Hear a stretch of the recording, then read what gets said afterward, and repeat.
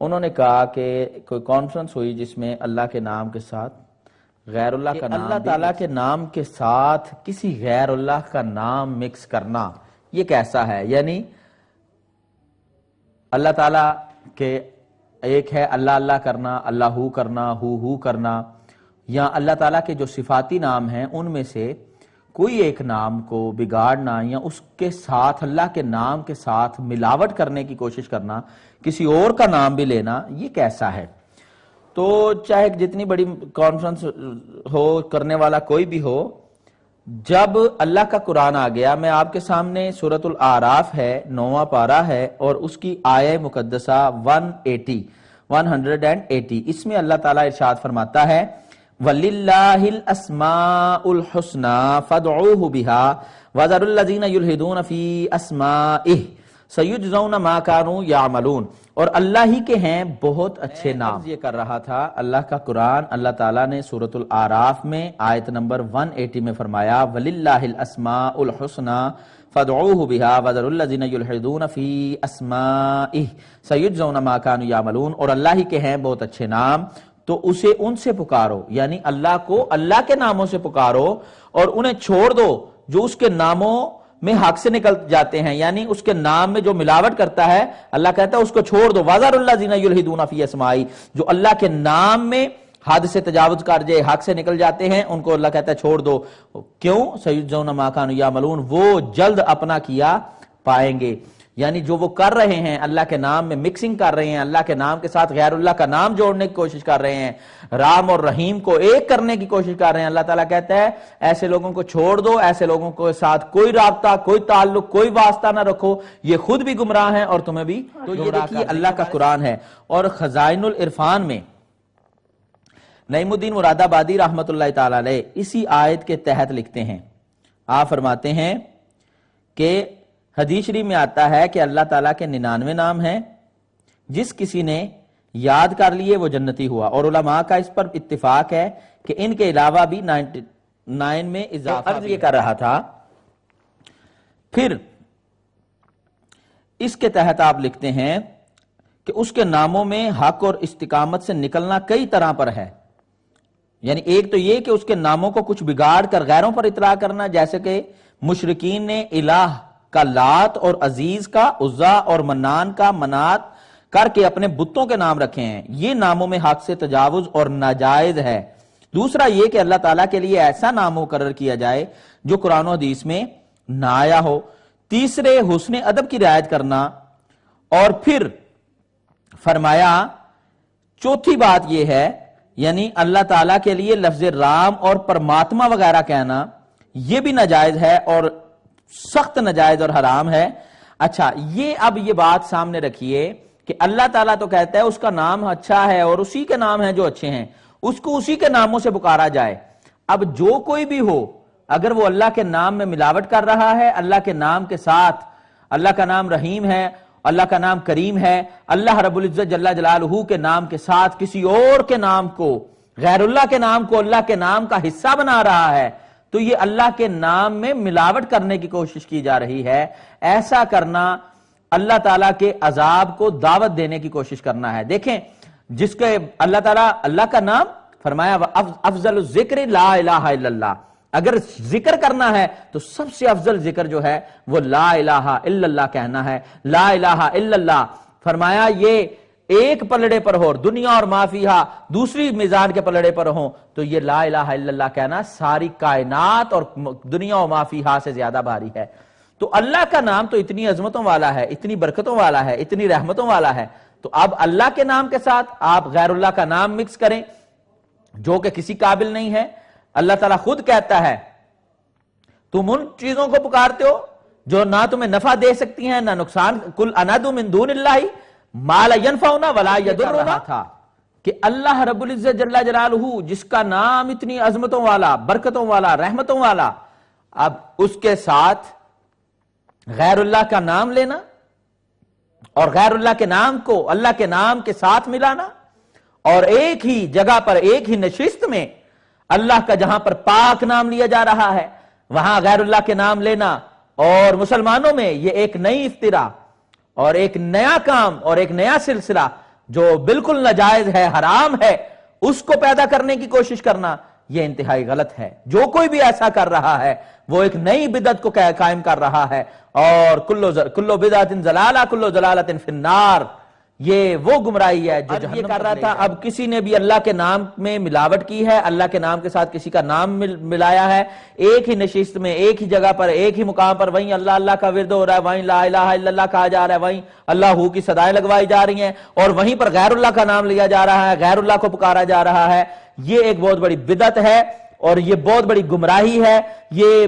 اسلام میں ایک نئی چیز ایجاد کرنے کی کوشش کی جا رہی ہے۔ ایسے فیشن پرستوں نے کئی ایسی چیزیں دین میں پہلے بھی پیدا کی ہیں جن کا امت مسلمہ کو، نبی پاک کے غلاموں کو نقصان ہوا، اور آج ان گمراہ لوگوں نے ایک نئی گمراہی کو جنم دیا، اور ایک ایسا کام، نیا کام جو کہ انتہائی گمراہی پر جو ہے منحصر ہے وہ کیا۔ اللہ تعالیٰ سے دعا ہے اللہ تعالیٰ ایسے فراڈیوں سے، اللہ تعالیٰ ایسے گمراہ لوگوں سے نبی پاک کے سارے غلاموں کو یہ کر رہا تھا کہ آپ دیکھیے ایسے لوگوں سے بچنا چاہیے۔ یہ فیشن پرست لوگ ہیں، یہ وہ لوگ ہیں جنہوں نے دین کا چہرہ بگاڑنے کی ہر طرح سے کوشش کی ہے۔ یہ وہ لوگ ہیں جو اغیار کے آگے بکنے والے لوگ ہیں۔ یہ وہ لوگ ہیں جن کا دین مذہب صرف پیسہ ہے، اور جن لوگوں نے ڈالروں کے ذریعے اور پاؤنڈز پہ آ کے دین کو بیچ دیا اور دین میں نئے نئے فتنے پیدا کیے۔ اللہ تعالیٰ ایسے لوگوں سے ہم سب کو، پوری امت مصطفیٰ کو شریف نہیں پڑھا اور اسے جنتی کہا جا رہا ہے۔ یہ کیسی عجیب سی بات ہے، یہ کیسی عجیب سی منطق ہے۔ یہ کسی غیر مسلم کے بارے میں کوئی جو ان بلیور ہے اس کو کہہ دینا ایسا کہ وہ بھی جنت میں چلا جائے گا، پھر دین کہاں گیا؟ اسلام کہاں گیا؟ اسلام ایک مکمل ضابطہ حیات ہے، اور اسلام کے تحت جب تک کوئی لا الہ الا اللہ محمد رسول اللہ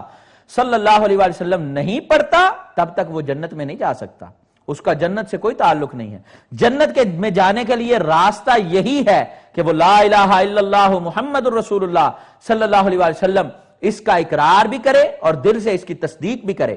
یہ تو چھوٹے سے بچے کو بھی پتا ہے، یہ تو ہر طالب علم کو، دین کا جو طالب علم ہے اس کو بھی پتا ہے۔ یہ کیسی عقل کہاں گھاس چرنے چلی گئی کہ آپ یہ سوچ بیٹھے کہ اللہ کے نام کو اور کلمہ شریف پڑھنا بھی ضروری نہیں ہے۔ جب آپ کی نظروں میں کلمہ شریف بھی پڑھنا ضروری نہیں ہے تو پھر پیچھے بات کیا رہ جاتی ہے؟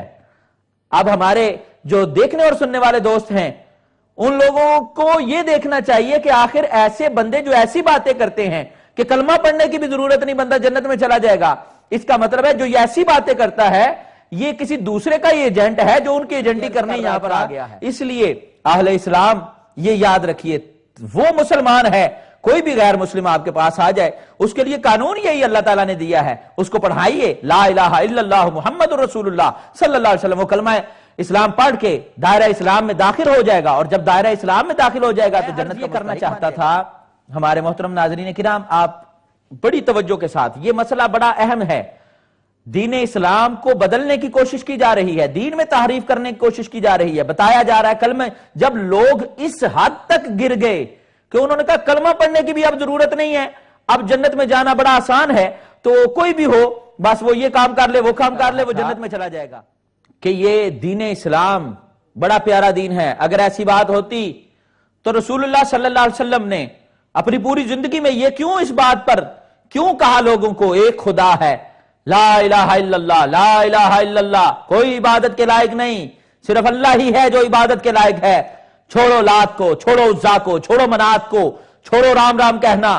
چھوڑو غیر اللہ کو، ایک خدا کے آگے جھک جاؤ، ایک خدا کی بارگاہ میں جھک جاؤ، اپنی جبین نیاز کو خم کر لو، اپنے سروں کو اپنے رب کی بارگاہ میں جھکا لو، وہی اللہ ہے، وہی مالک حقیقی ہے، وہی رازق ہے، وہی دینے والا ہے، وہی معبود حقیقی ہے، وہی کائنات کا خالق ہے، وہی کائنات کا مالک ہے، وہی کائنات کا رازق ہے۔ رسول اللہ صلی اللہ علیہ وسلم ساری زندگی تو یہی کہتے رہے، یہی تعلیم دیتے رہے، شرک نہ کرو، اللہ کے ساتھ کسی کو شریک نہ ٹھہراؤ، اللہ ایک ہے، وحدہ لا شریک ہے، اسی کی عبادت کی جائے، وہی عبادت کے لائق ہے۔ اگر کوئی بندہ دائرہ اسلام میں آنا چاہے اس کے لیے ضروری ہے لا الہ الا اللہ محمد الرسول اللہ صلی اللہ علیہ وآلہ وسلم، وہ اس کو پڑھے، اور جب یہ پڑھ لے گا تو پھر جنت کا مستحق ہو جائے گا۔ حدیث صحیحہ میں ہے، صحاح ستہ میں یہ حدیث مبارکہ موجود ہے، صحاح کی حدیث ہے، نبی مکرم نور مجسم شفیع معظم صلی اللہ علیہ وآلہ وسلم فرماتے ہیں جس کے سینے میں جس نے ایک بار بھی پڑھا ہوگا لا الہ الا اللہ وہ جنت میں جائے گا۔ اتنا کم از کم کام کرنا ضروری ہے۔ سرکار تو یہ کہیں جنت میں جانے کے لیے جو کنجی ہے وہ لا الہ الا اللہ ہے، پر آج کا کوئی فیشن پرست آ کر یہ باتیں بتائے، اور آج کا فیشن پرست مولوی اگر ایسی باتوں کی تبلیغ کرنے کی کوشش کرے کہ لا الہ الا اللہ کہنے کی بھی ضرورت نہیں ہے، کلمہ پڑھنے کی بھی ضرورت نہیں ہے جنت میں جانے کے لیے، تو پھر معذرت کے ساتھ، بلکہ معذرت بھی کرنے کی کوئی ضرورت ہمیں نہیں ہے، میں بانگے دوہل یہ اعلان کرتا ہوں، پھر ہمیں تمہاری سوچ کی ضرورت نہیں ہے، ہمیں تمہاری بات کی ضرورت نہیں ہے، ہمیں تمہاری فکر کی ضرورت نہیں ہے۔ ہمارے پاس وہ فکر موجود ہے جو فکر مصطفی ہے، ہمارے پاس وہ سوچ موجود ہے جو سوچ مدینے والے آقا نے ہمیں عطا فرمائی ہے، ہمارے پاس آج بھی قرآن موجود ہے، آج بھی مصطفیٰ کا فرمان موجود ہے، مصطفیٰ کریم علیہ السلام کا ہر فرمان اس بات پر شاہد ہے، اور اللہ کا قرآن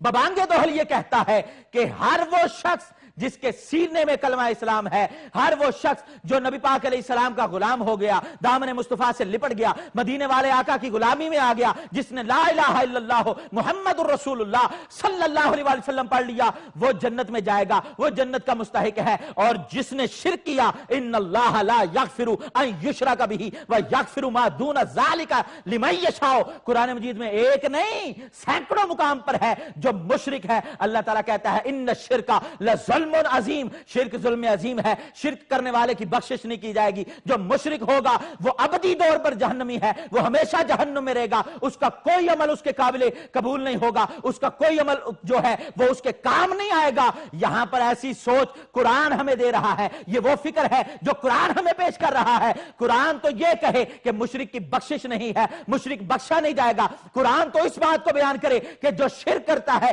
وہ ظلم عظیم کرتا ہے، قرآن تو یہ کہے دنیا کا سب سے بڑا مجرم مشرک ہے، اور تم یہ کہو شرک بھی کرتا رہے، کام اچھا کر لے، ٹھیک ہے رفاع عامہ کا کام کر لے، جنت میں چلا جائے گا۔ نا یہ بات قرآن کے خلاف ہے، مصطفیٰ کے فرمان کے خلاف ہے۔ میرے محبوب نے فرمایا جنت میں جانا ہے تو اللہ کو ایک ماننا پڑے گا، اللہ کے آگے سر جھکانا پڑے گا، اس کو الہ ماننا پڑے گا، اس کو معبود ماننا پڑے گا، اس کے در پہ جھکنا پڑے گا۔ الہ اللہ ہو کی ضرب لگانی ہے تو ضرور لگاؤ، ہو کا وظیفہ پڑھنا ہے تو ضرور پڑھو، لا الہ الا اللہ کی صدا بلند کرنی ہے تو ضرور کرو۔ ارے ایک تو وہ تھا اکبر جس نے ہندوستان میں وہ فتنہ اس وقت کھڑا کیا، اس